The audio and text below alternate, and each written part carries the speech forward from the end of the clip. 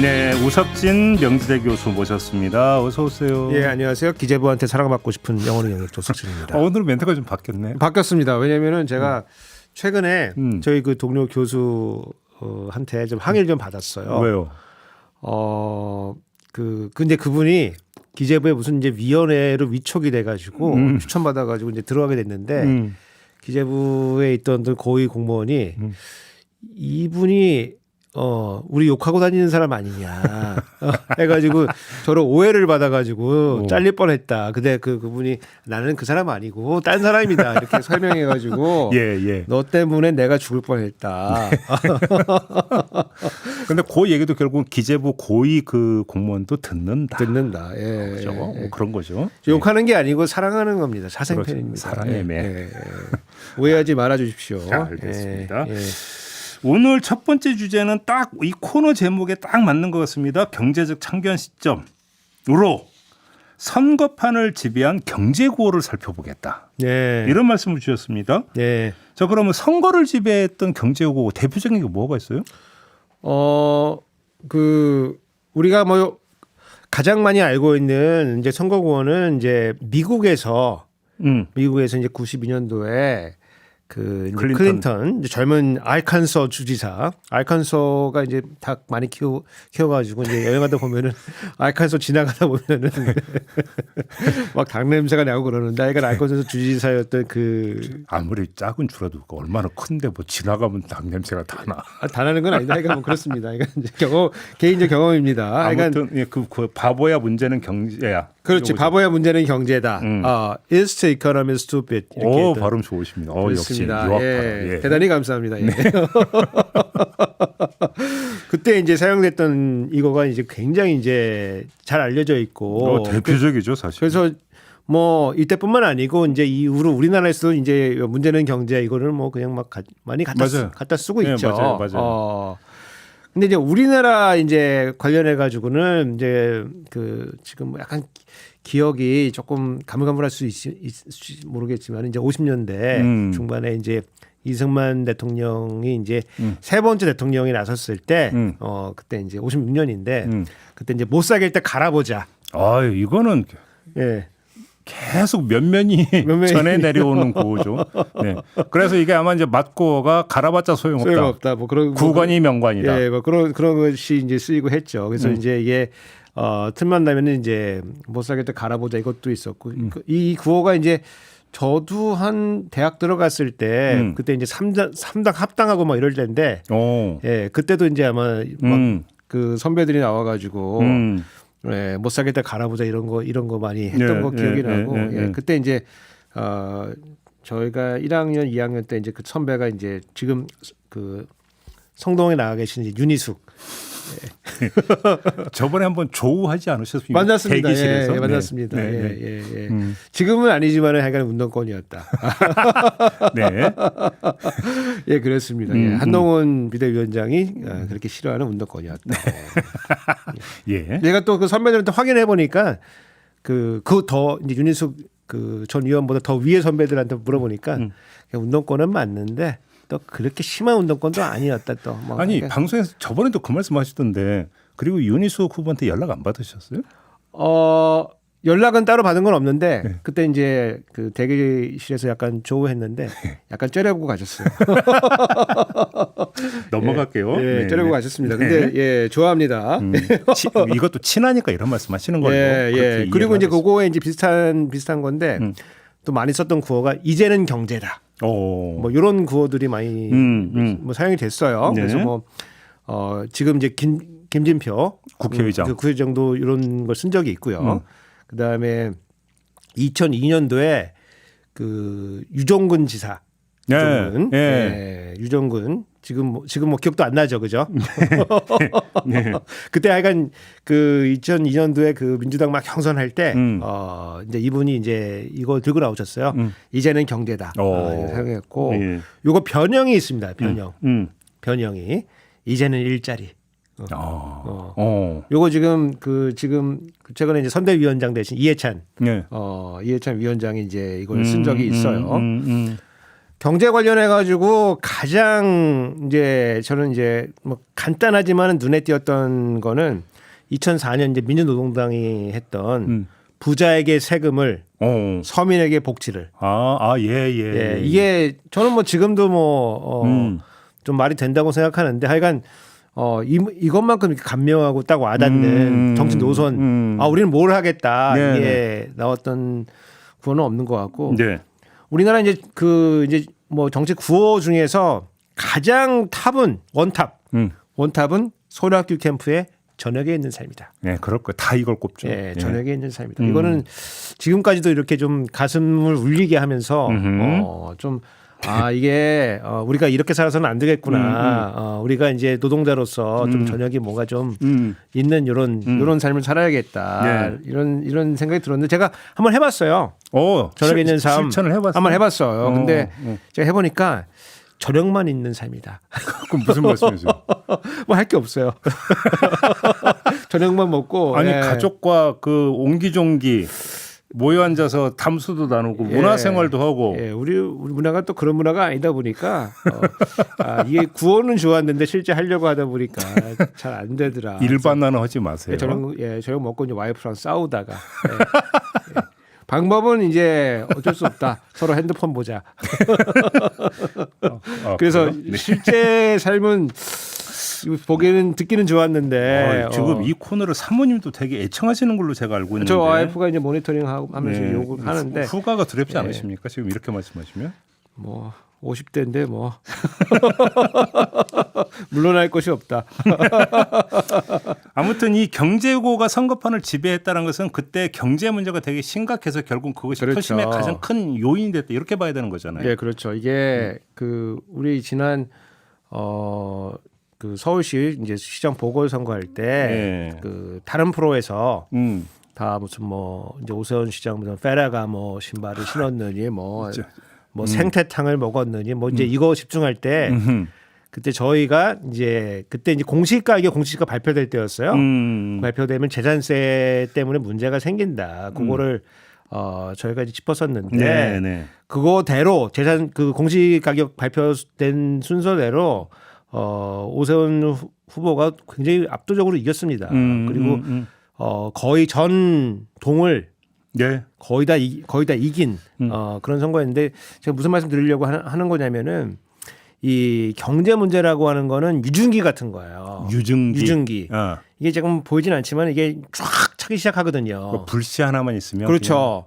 이게 이제 계기만 있으면은 확 불부터가 터지는 거예요. 그렇죠. 그래서 유증기가 꽉 차는 거기 때문에 사람들의 이 특히 이제 선거 국면에 있어가지고는 선거의 분위기를 이게 조성을 하고 물론 이제 그 다음부터 사람들이 이제 그거를 반영할 계기를 찾죠.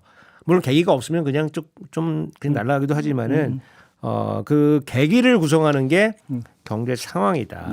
그래서 아까 말씀드린 그 문제 바보야 문제는 경제다. 이거 나왔을 때 그 미국 경제가 아주 좋지는 않았어요. 그때. 물론 이제 미국 역사적으로 딱 봤을 때 그때가 최악이었냐 그건 아니에요. 근데 국지적으로 그 시점이 굉장히 안 좋았어요. 경기라는 게 있으니까. 경기라는 게 왔다 갔다 하는데 그러니까 예컨대 뭐 무슨 경제 위기가 왔다. 이런 것도 아니에요, 사실은. 그 시기는. 근데 그 전 몇 년보다는 굉장히 빠르게 안 좋아졌던 시기이기 때문에 불경기. 그렇죠. 그게 이제 반영이 된 거예요. 그래서 먼저 이제 실업률 보시면 우리 사진 하나 보여주시면은 저게 이제 미국의 뭐 1930년도부터 최근까지 이제 실업률을 추이를 쭉 보여주는 거예요. 보여주는 거예요. 저 맨 왼쪽에 있는 게 대공황입니다. 대공황 때 실업률 확 올라가죠. 저게 맨 위까지 올라가면 저게 25%입니다.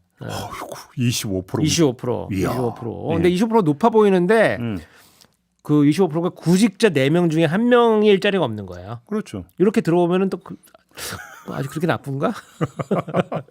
그럴 수 있잖아.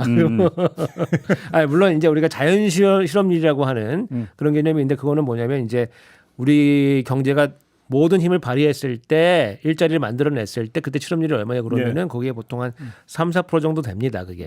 근데 25%는 그거 보면 훨씬 높은 거죠.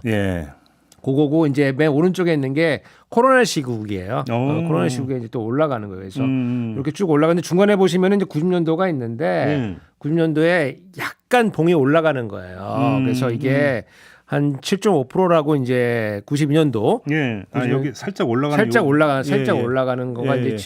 이제 그 한 7, 8% 정도 되는 건데 이게 이제 80년대 보시면은 내려오다가 살짝 올라가는 거기 때문에 아, 체감은 더 커지고. 체감이 더 큰 거예요. 그래서 레이건 시절 레이건 이제 80년 레이건 대통령이 80년대 집권하면서 실업률이 조금 떨어져요. 쭉 떨어지면서 실업률이 내려오다 갑자기 이제 네, 네. 부시 아버지 부시 아들 부시 말고 아버지 부시가 딱 잡으면서 살짝 올라가거든요. 그렇죠. 그렇게 되다 보니까 사람들이 이게 지금 일자리 사정 굉장히 안 좋아지는구나. 근데 역사적으로 봤을 때 가장 뭐 이게 뭐 하이다, 뭐 아주 그냥 뭐 이런 거는 아니에요. 느낌이 중요한 거죠. 뭐. 느낌이 중요한 거고 GDP도 마찬가지인데 GDP 같은 경우에는 이제 90년도 초반을 보면은 이 그림 보시면 여기 이제 회색이 있잖아요. 네. 회색. 요게 이제 그 소위 말하는 이제 그 침체, 경기 침체를 이제 표시를 한 거예요. 그 보시면 이제 90년 1990이라고 하는데 보면 약간 이제 선이 하나 거 있는데 그때가 이제 침체가 잠깐 왔던 거예요. 짧은 침체가. 우리가 이제 침체라고 정의하는 건 어떻게 정의하냐면은 분기별로 봤을 때 전 분기보다 소득이 줄어들면은 마이너스 성장을 하면은 이게 뭐 좋은 건 아닌데 이게 두 분기 연속되면 침체라고 우리가 정의를 해요. 그래서 미국 같은 경우는 그렇게 정의를 하고 우리나라는 약간 정의가 좀 틀려요. 어떻게? 우리나라는 마이너스 성장을 하는 때가 별로 없어요. 그 70년대 말인가 80년대 초인가 그때 한번 있지 않았나요? 그 오일 쇼크 나고 막 이럴 때. 그러니까 이제 우리가 크게 보면은 이제 두 번인데 이제 90년대 말에 이제 그 오일 쇼크가 났을 때 그때 한번 소득이 준 적이 있고 그다음에 IMF 때 준 적이 있고 근데 우리 대체적으로 그 경제가 쭉 성장하기 때문에 그렇게 이제 소득이 이제 미국처럼 정의를 하면 우리가 경기 침체가 없어요. 예, 그래서 우리가 어떻게 하냐면은 그게 핵심이네. 예, 그래서 우리 그 정의를 어떻게 바꾸냐면은 이제 우리가 그 경제 성장을 이제 기본으로 놔두고 그거보다 위로 올라가느냐 내려가느냐 그걸 중심으로 하고 정확하게는 경제 침체 판정은 지금 우리가 경기 침체를 지나갈 때는 할 수가 없어요. 좀 2, 3년 지나고 나면은 우리나라도 통계청에서 그때가 경기가 침체였다. 그리고 경기 침체가 끝났다. 아니면 이 경기가 상승이다. 피크였다. 이런 거를 이제 판정을 해줍니다. 그래서 지나가면 알 수가 있는데 이때 이제 91년도에 마이너스 0.1% 성장을 했어요. 연율로 봤을 때. 그래서 이때가 굉장히 갑자기 안 좋아졌어요. 갑자기 안 좋아져가지고 92년도에는 다시 3%로 이제 회복이 됐거든요. 예. 선거가 치러지는 해에는 근데 이제 사람들의 감정이 안 좋았던 것 같아요. 그래서 6, 9년도 사이에 아버지 부시가 상당히 경제를 못 하고 있다. 네.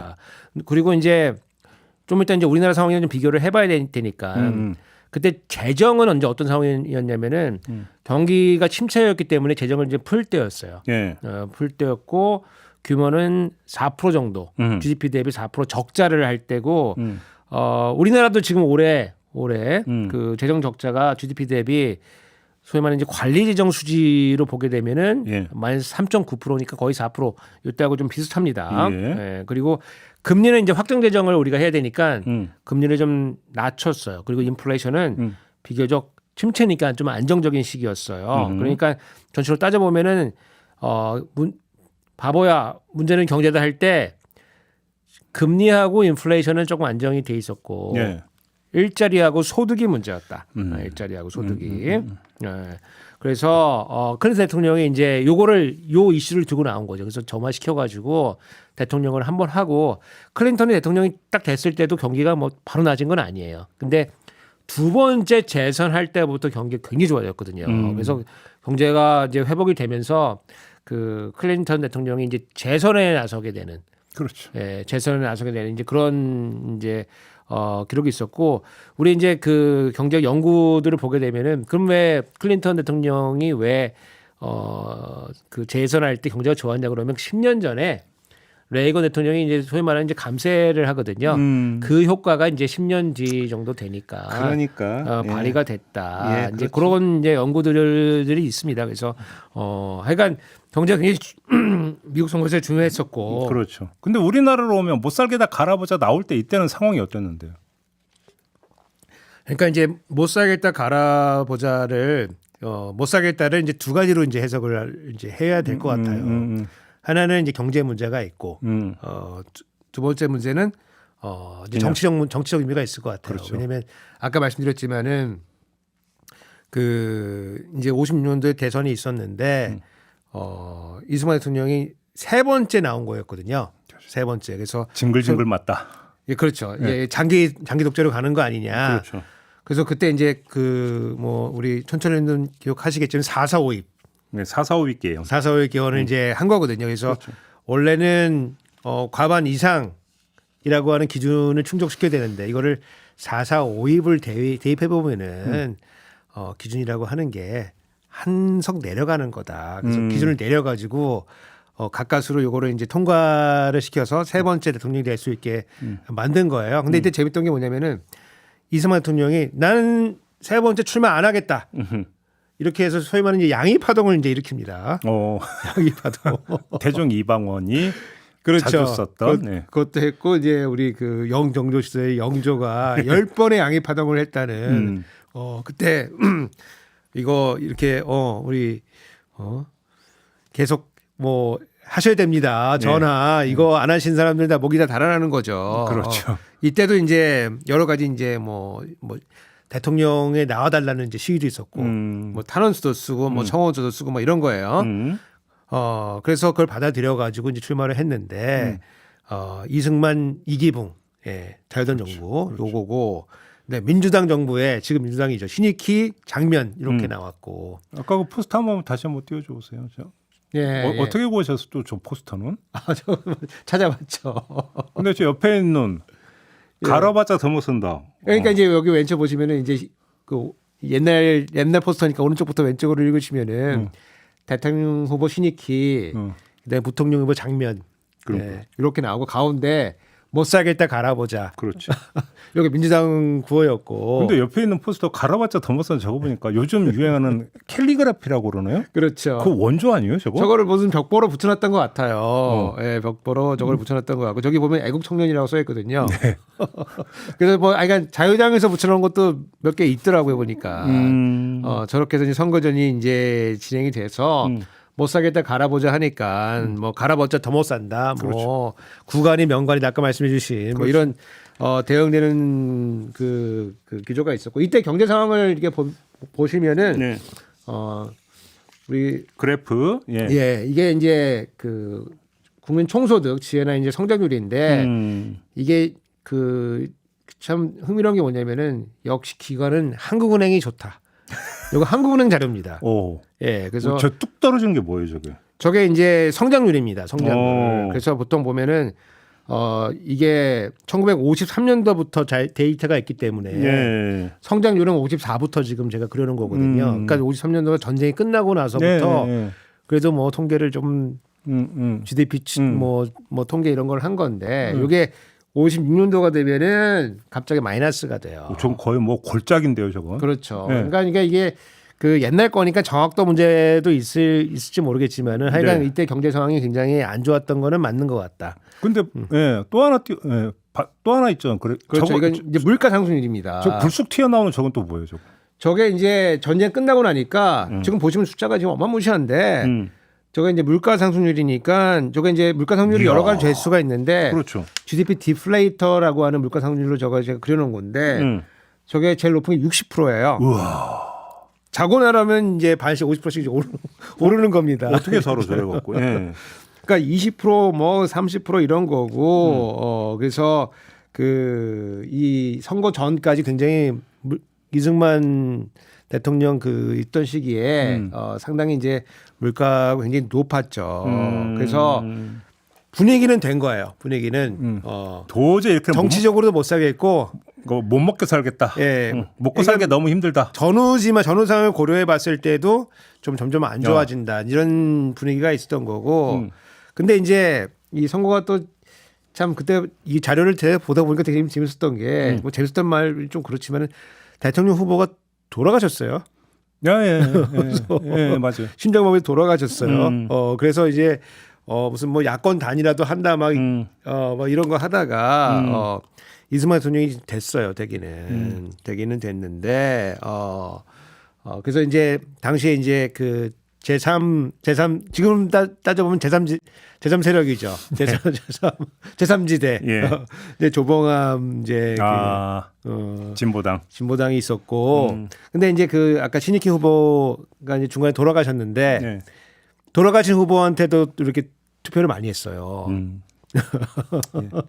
그래서 거기 부통령은 장면이 되는 건데 그때 이제 그 제 기억이 맞던 그때 한강에 이제 저기 모래사장이 있고 막 거기서 유세하고 예. 그래서 대통령은 이승만인데 부통령은 장면이 되는. 네. 근데 장면을 뽑으려고 이제 거기다가 이제 그 사람들이 이제 그 신익희한테 투표를 많이 해서 무효표가 됐는데 조봉하고 그 무효표가 합쳐보면은 이승만 대통령이 받은 것만큼 득표가 됐고 그 당시에 이제 개표 부정들이 좀 있어가지고 투표에서는 이겼지만 개표에서 졌다. 이게 이제 여기서 이때 나온 거거든요. 그렇죠. 그래서 근데 이제 그 생각해 보시면은 이때 경제 상황도 안 좋고 정치 상황도 안 좋았는데 결국은 이승만이 이겼다. 요게 이제 교훈이고 우리 IMF 때도 97년도 예, 대선이 97년도, 있었죠. 예, IMF 때도 굉장히 경제가 뭐 굉장히 안 좋았죠. 그때 IMF 사태가 터진 게 11월로 제가 기억하는데 11월에 왔죠. 그러니까요. 예. 근데 그때가 대선 완전히 거의 이제 막판이 왔죠. 한복판에서 약간 이제 네. 막판으로 가는 그 타이밍에 IMF 가 뻥 터져버린 거죠. 예. 그래서 그때도 사실은 경제가 상당히 안 좋았을 때인데도 네. 하마터면은 민주당이 질 뻔했다. 그렇죠. DJP 연대를 만약에 안 일어났으면은 그렇죠.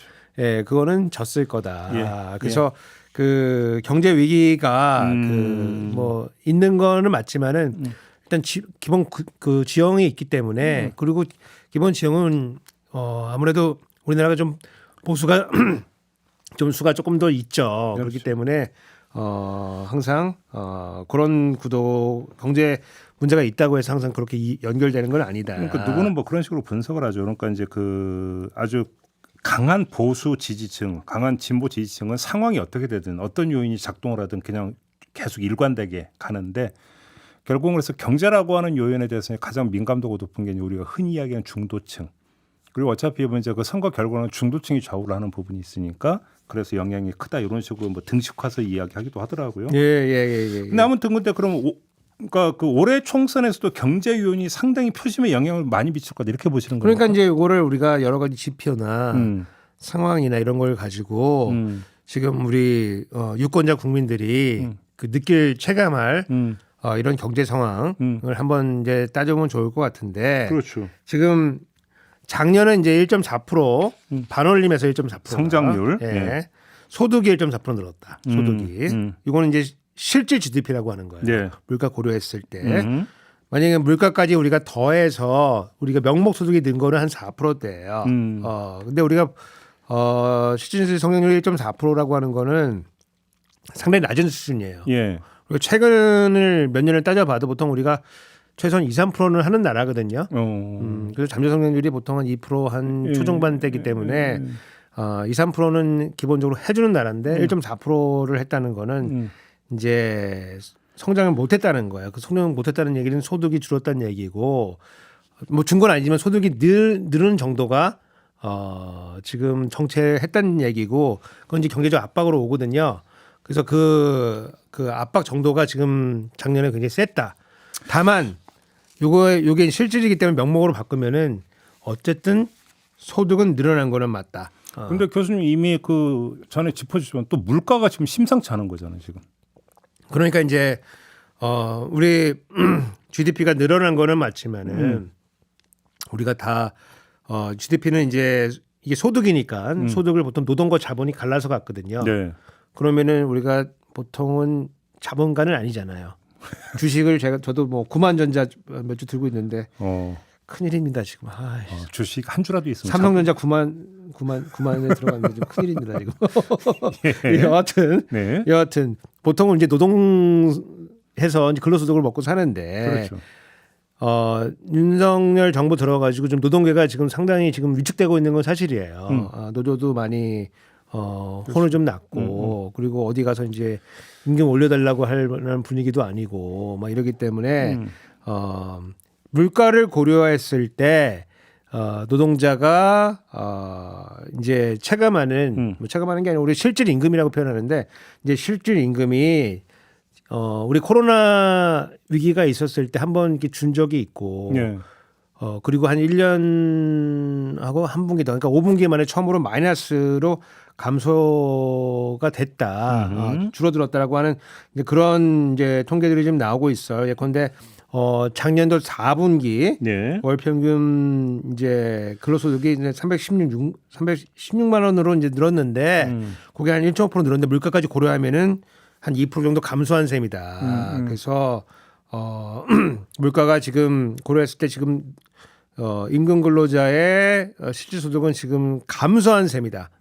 요게 이제 한 측면이 있고 그리고 우리 지난 시간에 저희가 물가 한번 짚어드렸는데 2월 물가가 지금 한 2%대였다가 2월 달은 3%로 지금 뚫고 지나갔는데 작년 2월 달에는 그게 4% 후반대였어요. 그러니까요. 그래서 두 개 합치면은 한 그냥 산술로만 따져도 한 7% 정도 되거든요. 근데 요거를 이제 복리로 계산하면 거의 8%까지 지금 2년 전보다 오른 거예요. 그리고 뭐 우리가 과실 이런 얘기 드렸지만 과실은 뭐 거의 한 7, 80%씩 올랐기 때문에 소비자가 느끼는 이 체감 문제 중에서 가장 큰 거는 물가일 것 같아요. 그렇죠. 그래서 지금 저도 이제 여러 이제 그 전문가들한테 얘기를 좀 탐문을 해보니까 지금 뭐 심상치가 않다 지금. 아 그래요? 예, 심상치가 않고 그리고 이제 사람들이 지금 이제 인내에 한계에 지금 부딪히고 있다 지금.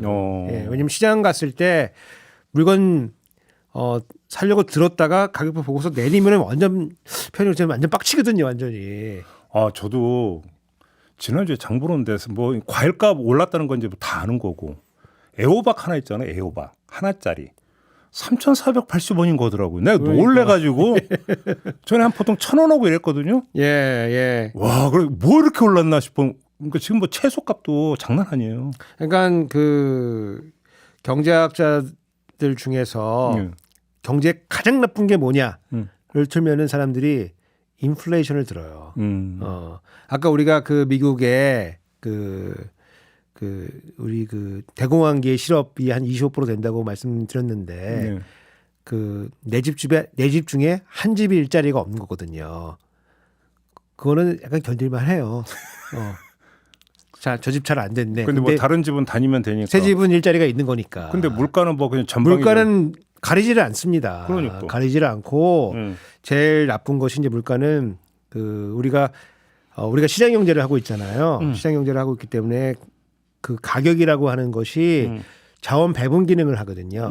요건 비싼 거니까 좀 덜 사야 되겠다. 요건 비싼 거니까 좀 더 많이 만들어야 되겠다. 이런 자원 배분 기능을 하는데 인플레이션이 진행되면은 이 시장을 통한 자원 배분 기능이 완전히 망가져요. 그렇기 때문에 우리가 어떤 고통을 치러서라도 요거를 잡겠다라고 이제 하는 건데 근데 지금 성과가 좀 나지 않는다고 보는 것 같아요, 국민들이. 그래서 지금 아무래도 이제 선거에 지금 우리가 한 27일 남았나 뭐 그럴 거예요, 아마 오늘 기준으로. 그러면은 지금 이제 선거전에 돌입하는데 충분히 지금 화를 낼 유증기는 지금 가득 차고 있다. 그러니까 결국 이제 그럼 또 경제고가 문제다 이 말씀이신데. 그렇죠. 이제 경제가 이제 문제가 될 건데 지금 대통령은 제가 보니까 이제 민생 토론회를 중심으로 해가지고 민생 문제를 가지고 지금 돌고 있어요. 그렇죠. 그래서 지금 돈이 얼마큼 들어갈지 뭐 얼마큼 되는 건지 안 되는 건지 모르겠지만은 지금 뭐 엄청나게 돌고 있고 그 주가가 어쨌든 지금 2,200선에서 출발해가지고 지금 2,800까지 지금 올라와 있습니다. 지금. 슬금슬금 뭐 공매도도 금지하고 뭐 저피 PBR 뭐 이렇게 해서 뭐 하고 뭐 지금 어저께 그저께는 이제 금감원장 나와서 무슨 이제 그 홍콩 배상 그래서 우리 관리감독 잘못했다고 그러고서 뭐 반성도 하고 막 반성문도 쓰고 막 지금 어쨌든 지금 주가가 지금 2,800까지 지금 가고 있고 이게 그 민생이라고 하는 게 자꾸만 한다 그러면은 그래도 이거 하는 건가? 이러면서 기대감이 좀 생기거든요. 기대감을 주는 거죠. 예, 기대감. 이게 그 지난 시간에 말씀드렸지만은 요거 MB 때 네. 지지율 20%를 49%까지 그 끌어올린 요 캠페인이거든요, 네, 사실은. 네, 그렇죠. 그래서 그걸 계속 하고 있다. 그래서 여당은 대통령 중심으로 지금 대통령이 개입하면 안 되는데 어쨌든 그럼 야당 행보는 어떤 것 같아요? 민생 토론 중심하고 있는데 이제 야당은 이제 그저께인가 뭐 선대위원회 이제 발족 아마 출범했을 거예요. 네, 했어요. 하면서 9월 내건 것이 못 살겠다 심판하자. 예, 맞아요. 못 살겠다 갈아보자. 요거에 이제 변형이죠. 예. 그래서 못 살겠다 심판하자.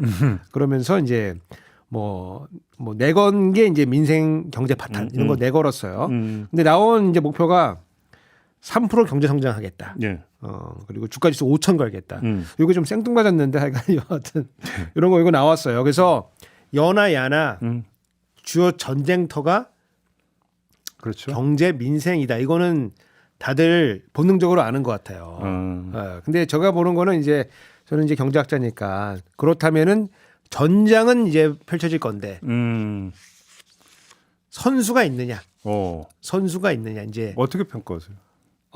이제 연하 지금 뭐 이 경제 전쟁터에서 싸울 사람들이 지금 많이 공천을 많이 못 받고 있어요. 특히 이제 야당 중심으로 이제 경제 그 전문가들이 많이 날라갔어요. 지금 보니까 여당은 이제 여당도 뭐 눈에 띄는 건 없는데 네. 지금 이제 공천 결과를 보니까 그 최근에 이제 공천받은 이해훈, 예, 중상동을 그다음에 그 옆에 윤희숙, 중상동가 그러네요. 예. 바로 붙어 있네. 예. 예. KDI 벨트가 성동에 펼쳐졌다. KDI 벨트입니다. KDI 벨트입니다. 예. 어쨌든 이제 경제학자가 이제 들어갔고 요 두 사람이 이제 사실 커리어 비슷해요. 예, 서울대 경제학과 나오고 유학 갔다가 KDI 갔다가 이 보수당에 들어가 가지고 이렇게 경제 관련된 일을 하고 있다. 그리고 서초갑에서도 같이 있었거든요. 서초갑도 순서대로 가고 예. 성동도 이제 뭐 하여간 윤희숙 의원이 먼저 공천 받았지만은 하여간 거기 들어가 있다. 그리고 그 화성정에 강남에 있던 이제 유경준 이분은 뭐 통계 전문가라면서요. 여기도 이제 그 저랑 전공이 비슷합니다. 그래요? 예, KD에 있다가 통계청장도 했다가 맞아요. 유기준 의원의 이제 전 의원의 동생입니다. 그렇죠. 예.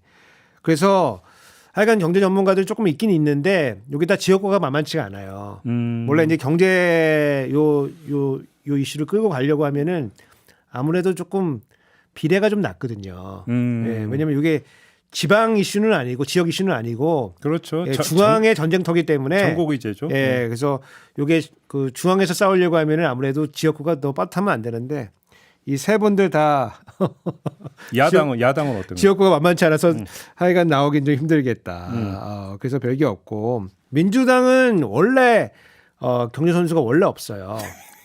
가뭄에 콩나듯이 있는데 이번에도 이제 공천 결과를 보니까 어쨌든 이제 뭐 심판 분위기가 있어서 그런지 변호사들이 공천을 많이 받았어요. 네. 변호사, 검사, 판사, 여야 공이 어쨌든 법조인들이 엄청나게 받았어요. 네. 그래서 기재위나 정무위 이게 이제 사실 경제 관련된 거고 여기에 이제 있던 사람들이 아무래도 기재위 정무위가 활동이 열심히 한다 그래도 뭐 이렇게 뭐 피 튀기면서 이렇게 하는 것은 아니거든요. 서로 말로 그냥 이렇게 물어보고 답하는 곳이기 때문에 약간 밍숭맹숭하죠. 예컨대 뭐 세종이 홍성국 불출마했고 그다음에 그 전주에처럼 양경숙 근데 기재위 이제 위원이었는데 뭐 파이팅 뭐 엄청 넘쳤었는데 그 경선에서 떨어졌죠. 이용호 의원도 경선에서 떨어졌고. 예, 그리고 이제 고향에 이제 이용호 의원도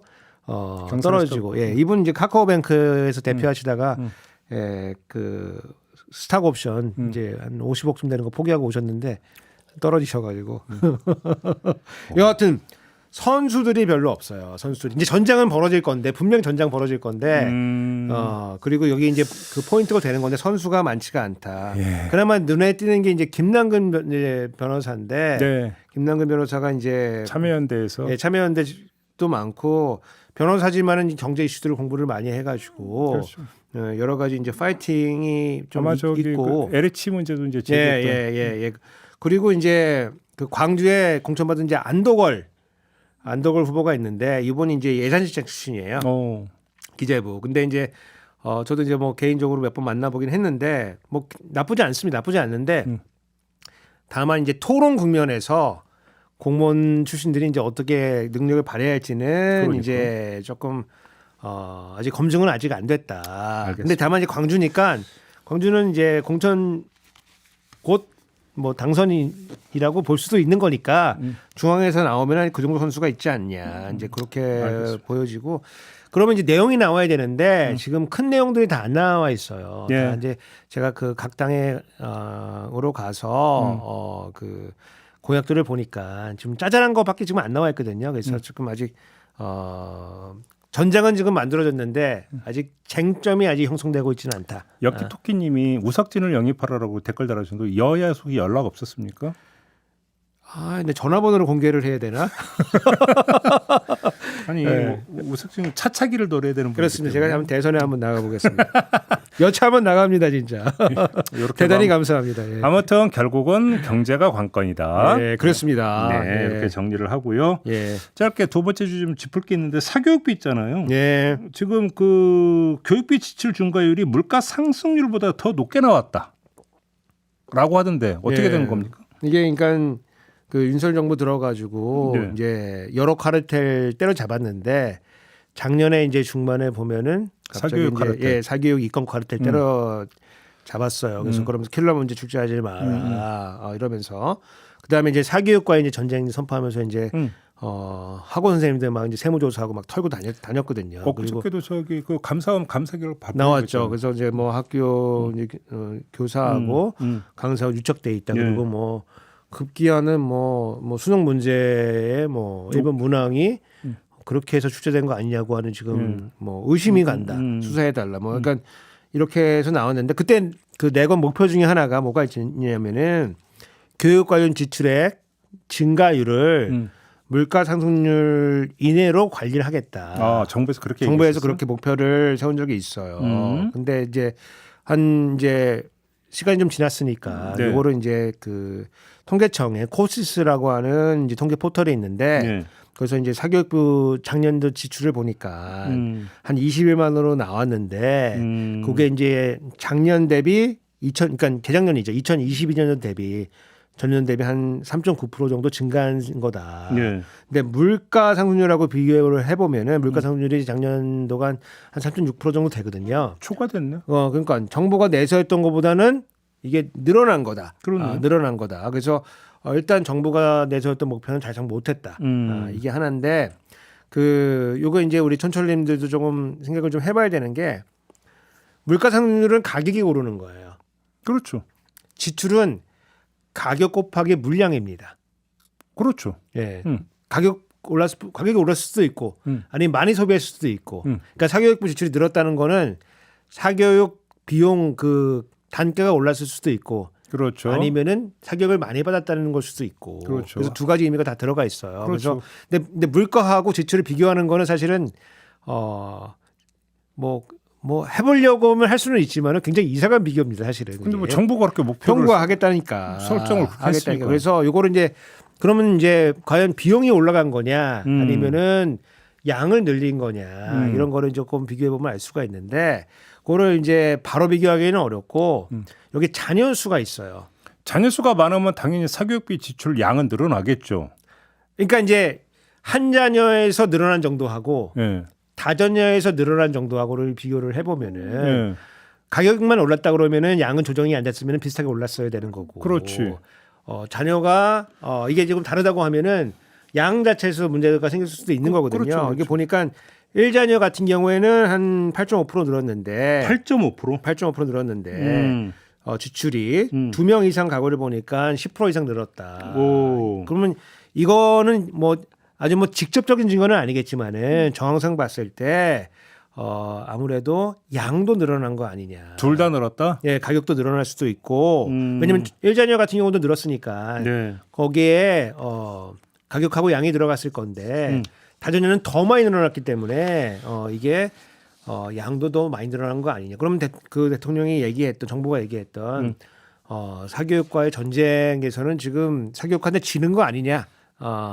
이런 거고 이게 소득별로 보게 되면은 저기 이제 그림 하나 제가 그려갖고 왔는데 여기 이제 가로축은 이제 1분위부터 이제 5분위까지 네. 맨 왼쪽에 있는 데가 제일 소득이 낮은 1분위고 오른쪽이 이제 소득이 높은 이제 5분인데 전반적으로는 다 늘었고 여기 소득별로 나눠서 보면은 우리가 중간 계층이라고 볼 수가 있는 이제 3분위가 가장 높네요. 예, 14% 이상 늘었다. 예. 이제 이렇게 보여지는 거고 요게 맨 소득이 낮은 계층도 지금 뭐 줄어든 건 아니다. 3.9% 늘었다. 누가 그 얘기 하더라고요. 그 얘기가 맞는 것 같은데 사교육 시장에서 아기다툼 벌이는 층은 중산층이다.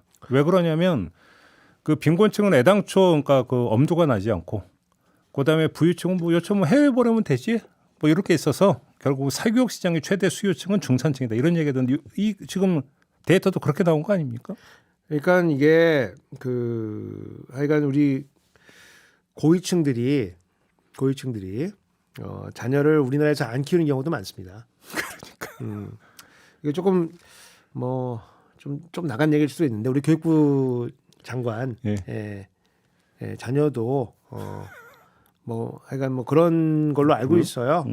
그러니까 이제 사실은 이런 이 국내에서 벌어지고 있는 다양한 이 그 입시 이런 거에서 그냥 체감 못했을 수도 있어요. 근데 아무튼 중요한 건 윤석열 정부의 사교육비 경감이라고 하는 것들이 전혀 달성이 안 됐다. 이 얘기잖아요, 정리. 그러니까 그 우리 대통령님 이렇게 해야 되는 거죠. 대통령도 높은 말인데 그죠? 네. 대통령께서 검사 출신이다 보니까 이제 범인을 만들어 가지고 때려잡는 거는 잘하시는 건데 그렇게 이제 단속 위주로 가는 거죠. 단속 위주로 가면은 이제 소비자들도 선택하거든요. 네. 시장은 이제 늘 위대했기 때문에 오히려 그게 가격을 올릴 수도 있죠.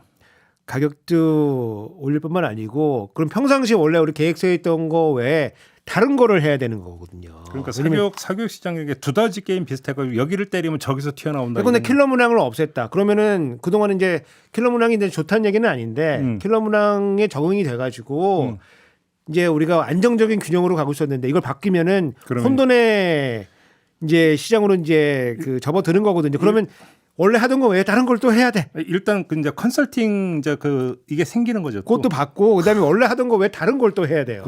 그렇게 양이 늘어날 수밖에 없거든요. 그래서 예컨대 킬러 문항 줄이니까 반수생이 뭐 엄청 늘어났고 지금 작년도 말 이제 올해 신입생 들어온 입시에서 보면은 지금 입시 시장이 지금 뭐 엄청나게 지금 바뀌어가지고 그 말씀하시니까 하나만 더 그 의대 증원 때문에 사교육 시장이 또 지금 뭐 난리가 아니라는 보도도 나오던데 맞아요? 지금 저희 이제 그 자녀도 지금 고등학생이 좀 있는데 자제분이 지금 뭐 공부를 뭐 잘하는 건 아니지만은 지금 의대 간대요? 아닌데. 앞에서 이제 잘하는 애들 2,000명 빠지는 거잖아요. 2,000명 직원 되면은 2,000명이 빠지면은 마치 진공처럼 또 비잖아요. 네. 그거를 한번 어디 한번 이용해 한번 해먹자.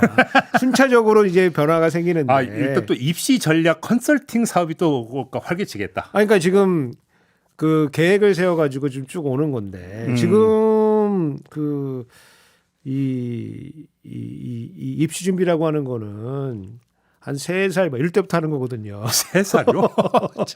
3살, 4살 이럴 때부터 하는 거거든요. 아이고, 정말 지금 아니 난리입니다, 난리인데. 그러니까 이게 현실입니다. 옳고 그른 거를 떠나서 이제 이게 현실이고 그리고 이제 이게 그 준비가 잘 안 되면은 부모들이 엄청 죄책감을 많이 느끼는데. 뭐 뉴스 뭐 40, 50대 직장인도 지금 의대 준비한다고 학원 오고 몰리고 그러니까요. 그러니까 지금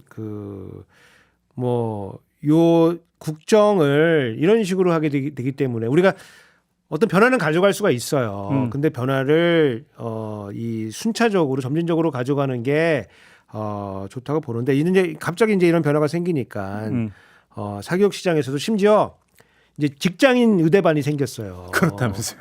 네, 직장인 의대반도 생기고 심지어 선생님들도 내가 의대 가겠다. 그게 옛날에 예. 뭐 한의대 열풍이 분 적이 있어요. 예, 예. 한의대 열풍이 불었을 때 이제 직장 다니는 거 이랬던 분들이 나 한의대 갈래 갖고 맞아요. 그거 기억나시죠? 맞아요. 그럼 비슷한 양상이 지금 벌어지고 있는 거잖아요. 예, 그러니까 의학계열 수능 올인반이다. 이런 것들이 만들어져 가지고 지금 사교육 시장이 좀 난리가 났고 제가 그 예전에 이제 행시 예. 행정고시에 그 면접 면접 위원으로 이제 뭐 간 적이 있는데 네. 그런데 보면 이제 이런 정책 문제가 좀 나와요. 이런 어떤 만약에 예를 들어서 우리가 의사 정원을 늘려야 되는데 어떻게 늘리는 게 좋겠습니까? 그러면은 토론도 시키고 뭐 그래서 면접도 보고 이렇게 하는데 아마 그 2,000명 증원을 어떻게 하겠냐라고 하면은 올해부터 2,000명이다 이렇게 답쓰면은 아마 3차 면접에서 제가 좀 정신이 좀 이상한 거 아닌가? 라고 의심받았을 수도 있는 그런 방식으로 지금 문제가 풀려나오고 있어가지고. 알겠습니다. 아무튼 심지어 지금 사교육 시장에서도 정부가 내서 어떤 사교육과의 전쟁에서 사교육을 잡는 게 아니라 오히려 들쑤셔놨다. 들쑤셔놨다. 지금 이제 그렇게 보여집니다. 지금 뭐 뉴스로 보면 서울대 신입생 같은 경우 입학 일주일 만에 119명이 휴학계 냈다고. 그러니까 그 서울대 공대나 이런 서울대 자연계들이 의대에 진학하는 학생들의 지금 안식처가 되고 있거든요. 왜냐하면 어차피 나는 반수할 건데 그래도 국공립대가 학비가 싸다. 알겠습니다. 아무튼 근데 자제분은 그러니까 의대에 정면 도전 안 하고 틈새를 노리겠다. 기회가 있지 않냐? 기회가 있지 않냐? 왜냐면 2,000명씩 상향 이동할 거니까. 네네네. 저 아래쯤 어딘가에도 기회가 생길 거 아니냐. 네, 알겠습니다. 커트라인이 좀 낮아지지 않겠느냐? 이동하니까 2,000명 비니까 그 이쪽으로 어디까 좀 이동할 수 있는 건덕지가 생긴 거 아니냐라고 하는 전 국민적인 사교육 입시에 영향을 주게 되는 건데 너무 알겠습니다. 대결문으로 가고 있어가지고 좀 안타깝습니다. 예. 알겠습니다.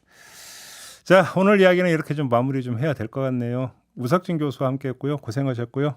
저도 함께 물러가겠습니다. 고맙습니다. 감사합니다.